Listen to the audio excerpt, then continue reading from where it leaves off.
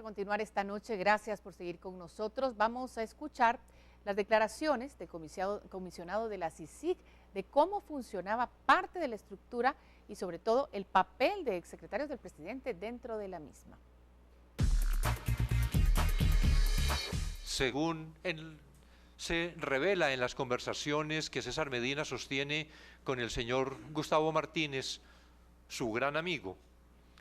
Gustavo Martínez era para entonces el secretario general y secretario privado de la presidencia, y esa posición privilegiada le servía lo suficiente para estar enterado de la proximidad al presidente de la República, para estar enterado de ciertos hechos, de ciertas situaciones que iban a ser de provecho para las gestiones que debía adelantar a favor de Jaguar Energy.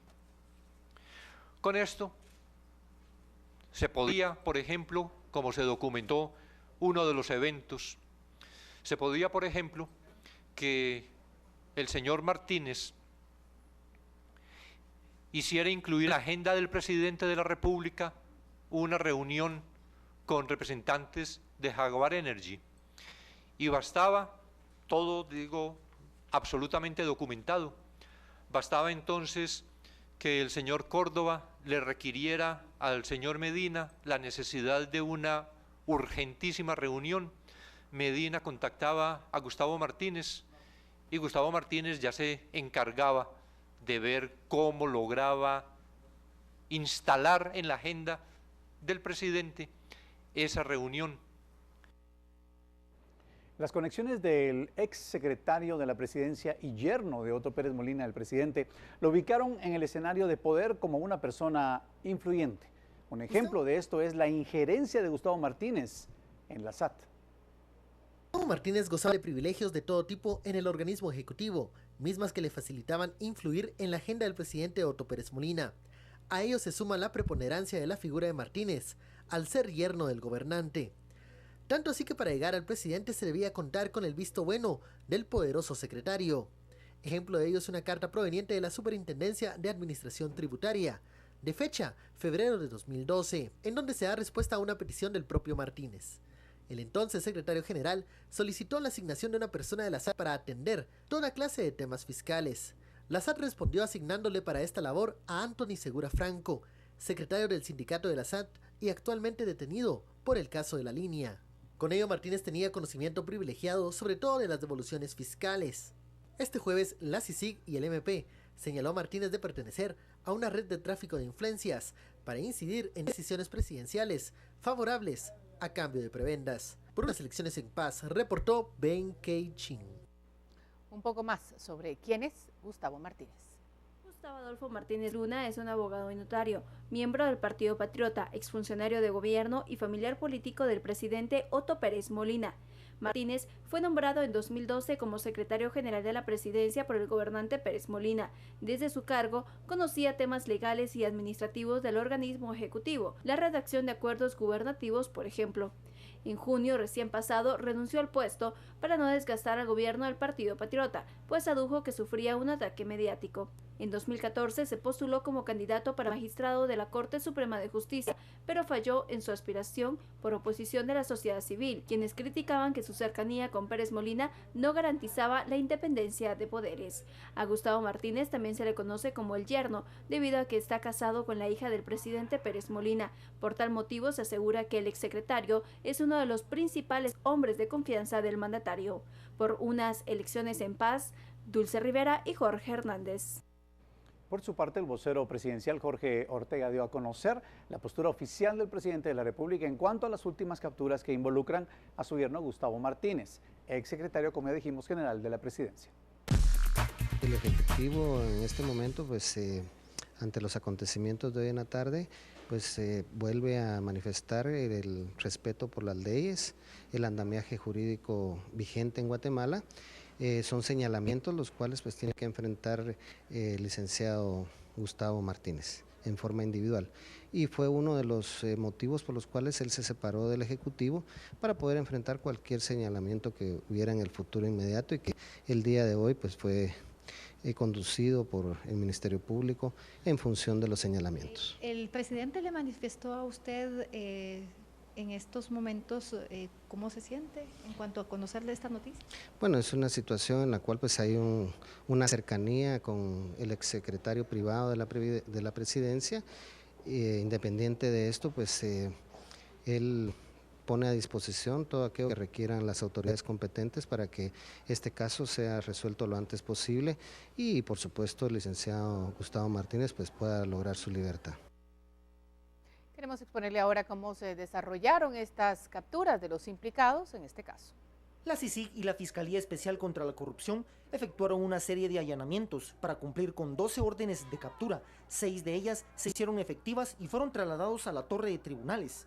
Carla Paola Muñoz Cancinos, Lucrecia Roca, que ejercía el cargo de jefa del Departamento Normativo de la SAT, el exintendente de aduanas y candidato a diputado Filadelfo Reyes Cáceres, y sobresalen las capturas del ex viceministro de Energía y Minas Edwin Rodas Solares, César Medina Farfán, operador externo, y el exsecretario general de la Presidencia Gustavo Adolfo Martínez, hombre de confianza del presidente Otto Pérez Molina. No tengo el conocimiento del cargo que yo desempeñaba, no sufrí contratos.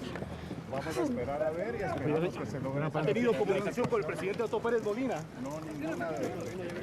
No, dice que he llegado a pensar que, bueno, en mi actuar como viceministro yo nunca tuve, que dijera yo, ningún tema que involucrara situaciones como estas, ¿verdad?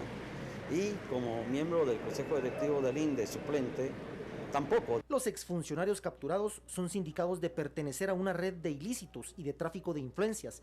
Tanto Rodas y Martínez dijeron desconocer los motivos de su detención. Sin embargo, la misma fue autorizada por el Juzgado Quinto de Instancia Penal, a cargo de la jueza Judith Secaida Lemus, y son sindicados de asociación ilícita y tráfico de influencias. La CICIG y el Ministerio Público solicitaron un antejuicio para José Luis Patán, juez 10º de primera instancia penal, que según las investigaciones estaría involucrado en estos ilícitos. Los 6 capturados, incluyendo a los exfuncionarios, pasarán la noche en la carceleta. Por unas elecciones en paz, Cristian Martínez y Juan Carlos Pérez. Pasamos ahora a conocer qué ha opinado la gente sobre estos nuevos casos de corrupción que se develan. Lourdes Hércules nos presenta el segmento de redes sociales. Hola, ¿qué tal? Muy buenas noches. En redes sociales hemos visto cómo las personas han reaccionado en torno a estas nuevas capturas que surgen a raíz de las investigaciones de redes de corrupción que involucran al exsecretario general de la Presidencia, al ex viceministro de Energía y Minas, y nuevamente al ex superintendente de la SAT y algunas empresas. Estos son los comentarios en Facebook. Moni Morales escribe: las ironías de la vida. Hace unos meses pasaban las comitivas de estos servidores públicos haciendo a un lado a cualquier guatemalteco porque eran los señores, los que debían pasar antes que cualquiera y sin ningún obstáculo. Y ahora esta imagen que evidencia que nada es para siempre. Maynor Calderón: el presidente ya no tiene poder para seguir ocultando a los ladrones. Todo el Estado está podrido y pronto quien permitió esta catástrofe será juzgado y condenado.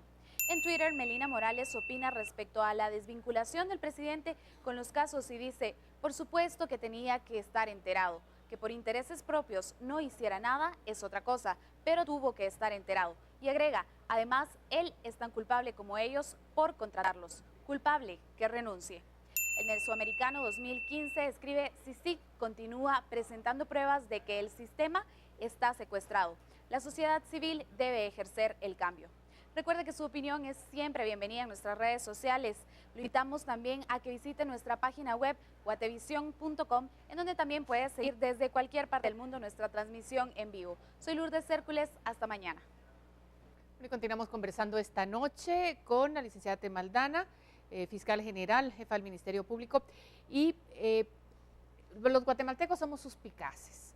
Entonces vemos este caso que nos llama la atención este día, pero han estado otros también en la palestra, y hay quienes incluso dicen que es sospechoso que ahora sí trabaja el Ministerio Público, que desde abril para acá, prácticamente desde que usted asumió el cargo, se han venido desvelando todas estas situaciones.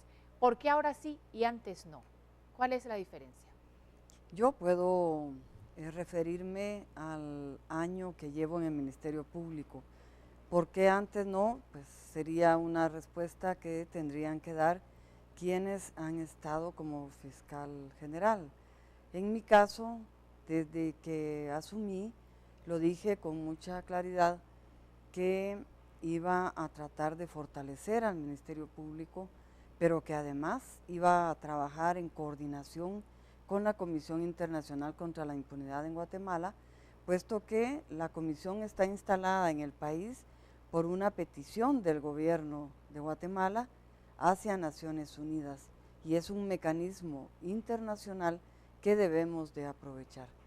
De tal suerte que hemos coincidido con el señor comisionado en avanzar en estos casos que eran conocidos por toda la población, pero que permanecían invisibilizados desde el ámbito legal y al contrario fortaleciéndose en la impunidad.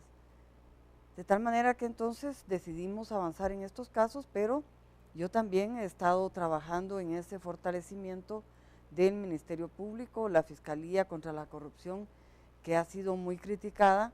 Yo la he criticado también porque no había visto esfuerzos o resultados importantes. En el mes de abril la reestructuré y yo sé que poco a poco va a tener que ir dando resultados.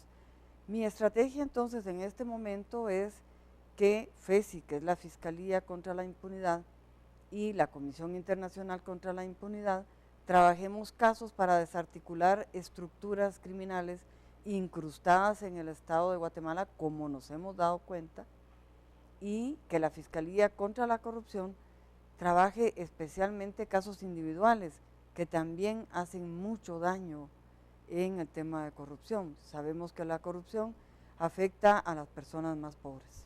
Y ese es un punto muy importante. Todo ese dinero que se han robado y que ustedes hoy pues como testimonio nos traen cosas fehacientes, todo ese dinero que se ha robado no ha llegado a los hospitales, no ha llegado a los lugares de necesidad en el interior del país y ha provocado cosas, pero lo peor que nos podría pasar como guatemaltecos, no cabe duda, es que no llegue el dinero para que usted siga modificando eso, porque no estamos saciados los guatemaltecos, queremos que sigan destapándose todas esas ollas de grillos que se tengan que destapar, pero ¿cómo están los recursos? Porque si platicábamos un poquitito, al Tribunal Supremo Electoral en un momento le faltaron recursos,